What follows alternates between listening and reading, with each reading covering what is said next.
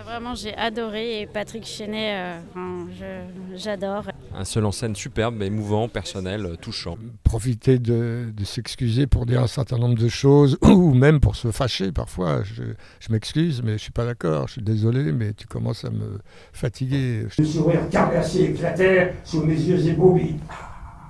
C'est le plaisir aussi de dire des choses que j'ai écrites. Ce qui n'est pas toujours le cas, qui n'est jamais le cas d'ailleurs quand on est acteur, ou très rarement. Je pourrais faire un selfie? Merci. Maintenant avec ma femme. Sylvie, viens faire une photo avec monsieur, regarde. Et mon fils, Henri, viens là, dépêche-toi là.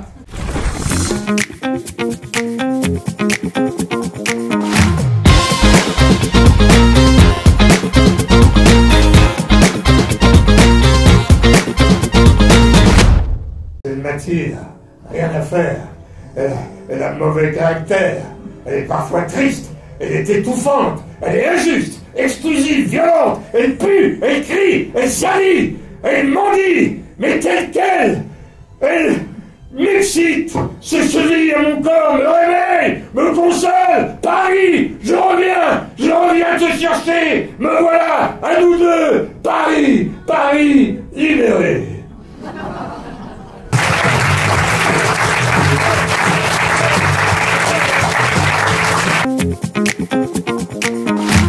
Alors je m'appelle Patrick Chenet, j'ai écrit et je joue un spectacle à partir du livre que j'ai écrit qui s'appelle Lettres d'excuses.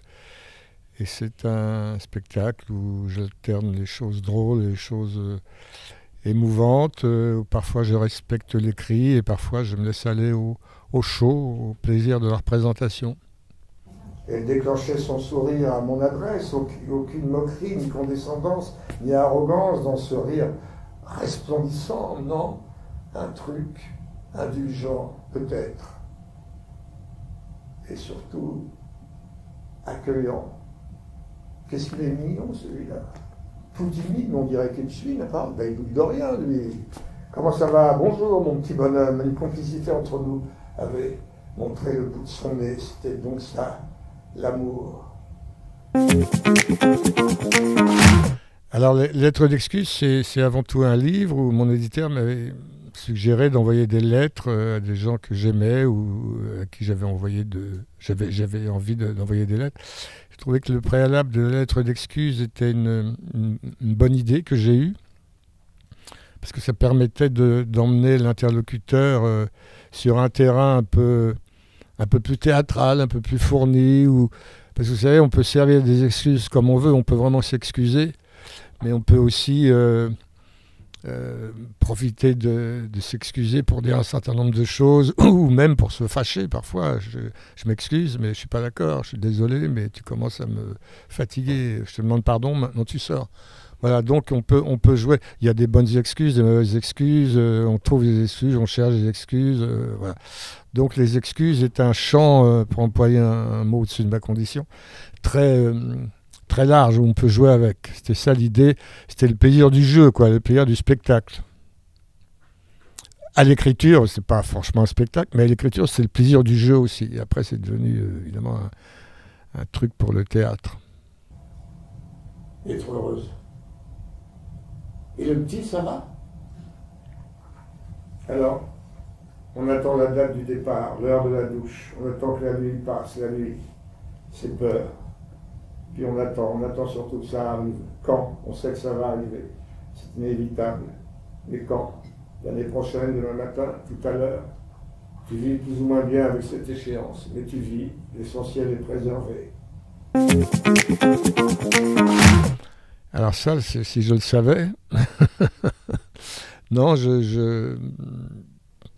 non, c'est parce que j'avais envie d'expérimenter des écrits. Et l'année dernière, j'ai été invité dans des festivals et j'avais lu ce que je vous avez vu ce soir. J'ai trouvé que ça avait un impact sur le public très fort, mais vraiment. Donc, quand on m'a proposé de faire Avignon, parce que je l'ai créé à Avignon, j'ai pas hésité longtemps, et après, la reprise à Paris, ici, dans cet endroit très intime qu'est le Lucernaire, où il y a 120 places, et comme ça, on était en rapport direct avec le public, et voilà. Donc c'est le plaisir aussi de dire des choses que j'ai écrites. Ce qui n'est pas toujours le cas, qui n'est jamais le cas d'ailleurs quand on est acteur, ou très rarement.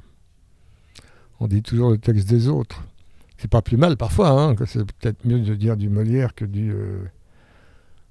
je sais pas citer de nom. Non, c'est-à-dire que je peux remplacer une lettre par une autre. C'est-à-dire que dans le bouquin a 63-64 lettres. Et là, il n'y en a que le tiers. Donc, je peux d'un soir à l'autre changer. Ce que je n'ai pas fait encore. Ce que j'ai pas tout... Je ne sais pas pourquoi. Parce que comme ça marche bien comme ça, j'ai mis un peu mes repères. Mais peut-être je vais le faire avant la dernière. Oui, je vais remplacer des lettres par d'autres qui sont inédites. Enfin, inédites dans le spectacle que je n'ai pas encore joué. Parce que il s'agit quand même de jeu. Vous pouvez me faire une petite signature, hein? Non, j'ai que mon ticket de caisse, ou alors sur ma main. Le gourmand, je pourrais faire un selfie? Merci. Maintenant avec ma femme. Sylvie, viens faire une photo avec monsieur, regarde. Et mon fils, Henri, viens là, dépêche-toi.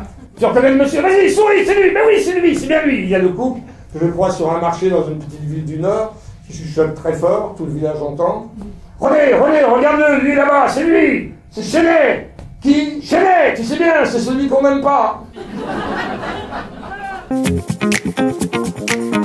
Oui, j'ai pas mal de choses. Oui, j'ai 2 films qui vont sortir pour le cinéma. La tournée de Florian Hessig et Belladone de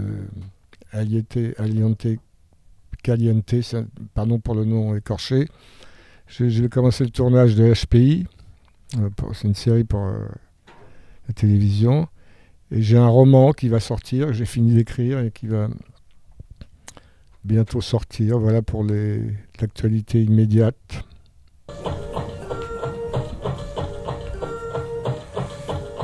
La radiodiffusion télévision française vous présente les enquêtes de Sherlock Holmes. Mémé de la Garenne chantait toute la journée des chansons de marins venus de la Bretagne et du XVIIIe siècle.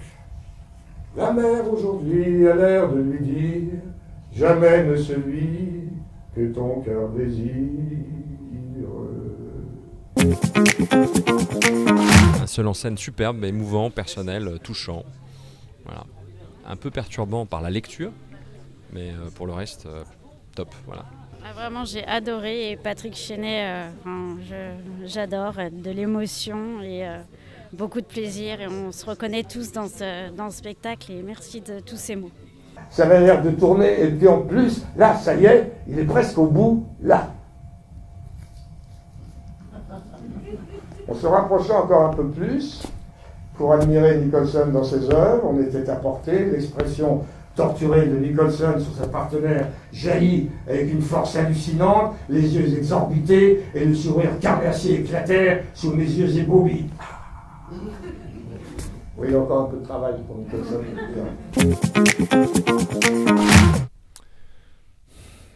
ne suis pas le roi des conseillères, moi, mais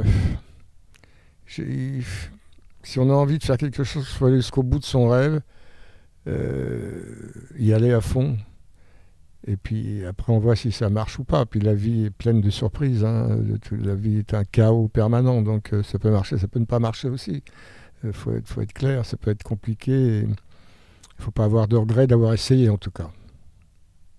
Lorsque tu t'attaques aux bébés, aux jeunes adultes, aux ados, avides d'amour, de musique, de rire, par exemple, tu rôdes, tu guettes et paf! On est des fourmis, pas de distraction. On grouille, on s'agite, on bosse, on copule, on travaille et paf! Tu déboules, pas gêné. Je m'excuse auprès des spectateurs pour tous ces mots un peu grossiers, mais il me semble que si on y regarde bien, tu l'as bien cherché quand même.